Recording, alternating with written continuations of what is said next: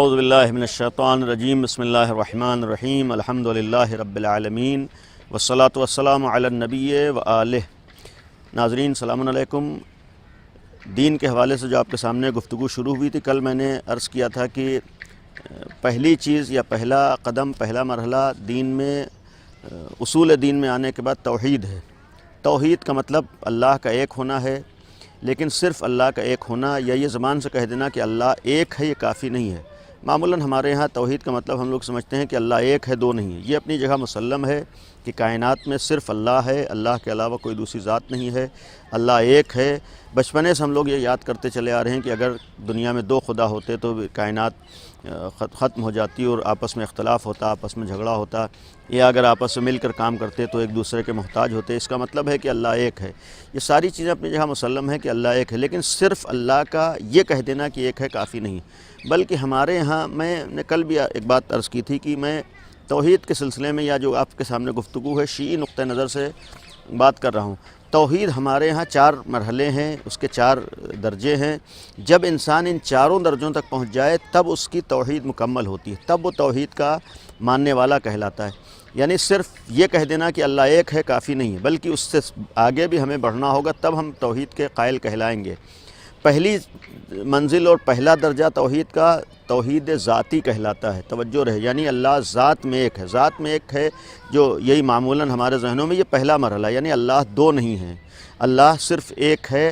کائنات میں 2 خدا نہیں ہو سکتے ہیں، البتہ اس کی بھی دیگر دلیلیں، متعدد دلیلیں موجود ہیں۔ قرآن کریم نے یہ جو اعلان کیا ہے قل هو اللہ احد، اللہ ایک ہے، یہ خود ہی بیان کیا جا رہا ہے کہ 2 خدا نہیں ہیں۔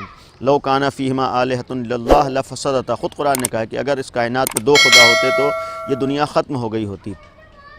لہذا یہ پہلا مرحلہ ہے، پہلی منزل ہے کہ ہم اللہ کو ایک ذات کے اعتبار سے مانیں، یعنی توحید ذاتی کے قائل ہوں۔ اب یہ بھی ذہن میں رہے کہ توحید کے مقابلے میں شرک ہے۔ توحید ذاتی یعنی اللہ کو ذات کے اعتبار سے ایک ماننا، اگر 2 خدا کو کوئی مان رہا ہے تو وہ شرک ذاتی کہلاتا ہے، مشرک اس معنی میں، یعنی شرک ذاتی ہے، 2 خدا کا قائل ہے۔ دوسری منزل یعنی توحید ذاتی کے جب ہم قائل ہو جائیں گے، اللہ کو ایک مان لیں گے، تب پھر دوسرا قدم آئے گا، دوسرا زینہ آئے گا، دوسرا مرحلہ آئے گا، جسے توحید صفاتی کہا گیا ہے۔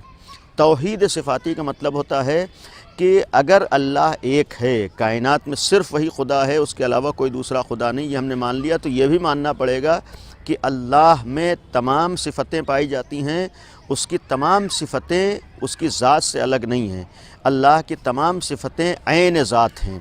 اس کا میں اپنے بچوں کے لیے اور نوجوانوں کے لیے کسی حد تک مختصر الفاظ میں وضاحت بھی کر دوں کہ جیسے ہم اور آپ ہیں، ہم اور آپ، ہماری ذات الگ ہے، یعنی ایک ہم ہیں۔ ہماری ذات کا مطلب جب ہم دنیا میں ہم نے قدم رکھا ہے، دنیا میں آئے ہیں، تو اس وقت ہمارے اندر بہت سے صفات نہیں تھے۔ مثال کے طور پر ہم عالم نہیں تھے، ہم نے علم حاصل کیا ہے تب ہم صاحب علم ہوئے، تو یہ علم ہماری صفت ہے، لیکن ایسا نہیں ہے کہ ہماری ذات اور ہماری صفت الگ ایک ہو، بلکہ ہم الگ ہیں، ہمارا علم الگ ہے۔ ایک زمانہ ایسا تھا کہ ہم تھے لیکن ہمارا علم نہیں تھا، جب ہم نے محنت کی، کوشش کی، تب ہم عالم ہوئے۔ یعنی یہاں ذات الگ ہوتی ہے اور صفت الگ ہے، یہ کائنات کی ہر چیز کے لیے۔ لیکن خداوند عالم ایسی ذات ہے کہ جس کی ذات ہی صفت ہے۔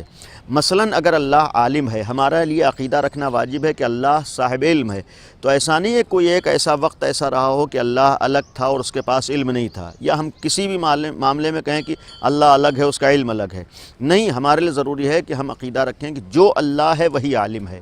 توحید صفاتی اسی کو کہتے ہیں، یعنی یہ عقیدہ رکھنا ضروری ہے، لازم ہے، واجب ہے کہ ہم کہیں کہ جو اللہ ہے وہی قادر ہے، جو قادر ہے وہی اللہ ہے۔ یہ دونوں چیزیں الگ نہیں ہو سکتی۔ البتہ اس سلسلے میں غور کرنے کی ضرورت ہے، توجہ دینے کی ضرورت ہے۔ توحید تک پہنچنے کے لیے انسان کے لیے تلاش و جستجو کی ضرورت ہوتی ہے۔ یہ صرف کہہ دینا کافی نہیں ہے، بلکہ کسی وقت ہمارے لیے ضروری ہے کہ ہم بیٹھ کر غور کریں کہ مثلاً اگر یہ صفات کی بات آئی ہے، ہم لوگ صفات ثبوتیہ اور صفات سلبیہ بچپنے میں یاد کرتے ہیں، ہمیں یاد کرایا جاتے ہیں۔ صفات ثبوتیہ کا مطلب ہوتا ہے کہ اللہ میں اچھی صفتیں پائی جاتی ہیں۔ صفات سلبیہ کا مطلب یہ ہے کہ اللہ میں کوئی بری صفت نہیں پائی جاتی۔ تو یہ جو ہم کہتے ہیں کہ اللہ کے اندر تمام اچھی صفتیں پائی جاتی، بلکہ اس سے بڑھ کر یہ کہا جائے کہ اللہ میں تمام صفات موجود ہیں، صفات کمالیہ جس کو کہے، یعنی تمام اچھے کمالات اللہ کی ذات میں پائے جاتے ہیں۔ لیکن یہاں پر یہ عقیدہ رکھنا واجب ہے موحد ہونے کے لیے کہ اللہ میں تمام صفتیں تو ہیں، لیکن وہ تمام صفتیں اس کی ذات سے الگ نہیں ہیں۔ جو خدا ہے وہی صفت ہے۔ اس کو اردو میں معمولاً ہم لوگ کہتے ہیں کہ اللہ کے تمام صفات عین ذات ہیں، یعنی عین ذات کا مطلب ہوتا ہے کہ جو ذات ہے وہی صفت ہوگی۔ لہٰذا یہ ہرگز تصور بھی نہیں کیا جا سکتا ہے کہ ہم سوچیں کہ اللہ الگ ہے اور اس کی کوئی بھی صفت الگ ہے۔ جیسے بعض حتیٰ اسلامی فرقوں کا یہ تصور ہے کہ مثلاً اللہ آسمان میں ہے، اس کا علم ہر جگہ پر ہے۔ اب یہ ایک حدیث اگر ہے کہ اس کا مطلب ہے کہ ہم نے ذات کو صفت سے الگ مانا ہے، ہمارے یہاں ایسا نہیں، بلکہ کوئی بھی صفت اس کی ذات سے الگ ہو ہی نہیں سکتی ہے، اس لیے کہ ذات سے جدا نہیں ہوتی ہے۔ تو یہ دوسری منزل ہوئی تھی، یعنی دوسرا زینہ ہے، دوسرا مرتبہ ہے کہ جس کو ہم توحید صفاتی کہتے ہیں۔ یعنی جب ہم اللہ کو ذات کے اعتبار سے ایک مان لیں گے، یعنی دو خدا نہیں بلکہ ایک ہے، تب دوسرا مرحلہ آئے گا کہ ہم اللہ کو صفات کے اعتبار سے ایک معنی، یعنی اس کی تمام صفتیں عین ذات۔ جب ہم یہاں تک پہنچیں گے تب تیسری منزل آتی ہے جس کو ہم توحید افعالی کہتے ہیں۔ توحید افعالی خود لفظ سے کسی حد تک واضح ہے، معلوم ہے۔ توحید افعالی کا مطلب ہوتا ہے کہ جو اللہ افعال انجام دیتا ہے، جو کام انجام دیتا ہے، جو امور انجام دیتا ہے، وہ اکیلا ہے، کسی کا محتاج نہیں ہے، اسے کسی کی ضرورت نہیں ہے۔ بغیر احتیاج کے، بغیر ضرورت کے خداوند عالم تمام امور کو انجام دیتا ہے۔ دنیا کا ہر فرد اگر انجام دیتا ہے اللہ کی دی ہوئی قوت و طاقت سے انجام دیتا ہے، لیکن اللہ کو کسی نے قوت و طاقت نہیں دی ہے۔ اللہ کسی بھی فعل کے انجام دینے میں کسی کا شریک نہیں ہو سکتا ہے، یعنی اپنا شریک کسی کو بنائے نہیں ہو سکتا ہے۔ اللہ کسی کو وسیلہ خود بنائے یا اور بات ہے، لیکن احتیاج اور ضرورت نہیں ہے اللہ کو، اللہ اکیلا ہے۔ یہ بھی ہمارے لیے توحید میں عقیدہ رکھنا واجب ہے، جس کو ہم توحید افعالی کہتے ہیں، یعنی افعال میں بھی اللہ ایک ہے۔ خالقیت میں مثال کے طور پر کائنات کا خالق اللہ ہے، تو اس خالقیت میں اگر اللہ خالق ہے تو وہی ایک اللہ ہے، اکیلا ہے، وہ خالقیت میں کسی کا محتاج نہیں ہے۔ اگر دنیا میں ماں باپ کے ذریعے سے انسان قدم رکھ رہا ہے تو خالق ماں باپ نہیں، خالق خداوند عالم ہے، ماں باپ کو اس نے ذریعہ بنایا ہے۔ اور یہاں پر بھی یہ احساس اور عقیدہ رہے کہ ہم اللہ کو ایک مانیں ہر چیز میں۔ خالقیت کے طریقے سے مثلاً رازقیت ہے کہ اللہ کا رازق ہونا، رزق دینے میں۔ مثال کے طور پر آدمی کی کوشش ذریعہ بن رہی ہے اس کے شکم سیر ہونے کا، انسان کا کاروبار ذریعہ بن رہا ہے اس کے رزق کا، ماں باپ ذریعہ بن رہے ہیں انسان کے شکم تک غذا پہنچنے کا۔ تو یہ ساری چیزیں ذرائع ہیں، وسیلے ہیں، اصل خداوند عالم ہے، یعنی یہ بھی عقیدہ رکھنا ضروری ہے۔ تو تین منزلیں ہوئیں جس کو ہم توحید صفاتی توحید افعالی کہتے ہیں، یعنی پہلے ہم مانیں اللہ ذات کے اعتبار سے ایک ہے جسے توحید ذاتی کہتے ہیں۔ یہ عقیدہ رکھیں کہ اللہ صفات کے اعتبار سے ایک ہے جسے توحید صفاتی کہتے ہیں، یعنی اس کی تمام صفتیں عین ذات ہیں۔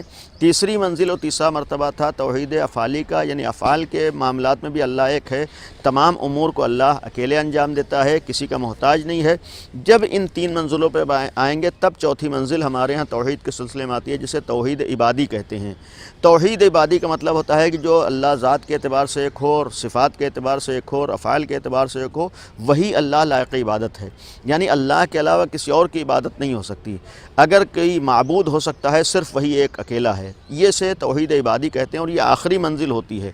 یعنی وہاں تک پہنچنے کے بعد جب انسان توحید عبادی کا قائل ہو تب حقیقی معنی میں موحد بنتا ہے، یعنی وہ یہ عقیدہ رکھتا ہے، اور عقیدہ رکھنا اس کے لیے ضروری ہے، واجب ہے کہ ہمارا معبود صرف ایک ہے، اللہ کے علاوہ کسی کی عبادت جائز نہیں ہے۔ ہمارے مذہب میں، مذہب اہل بیت میں، بلکہ میں اس سے آگے بڑھ کر ہوں، اسلام میں اگر لائق عبادت ہے صرف خدا کی ذات ہے۔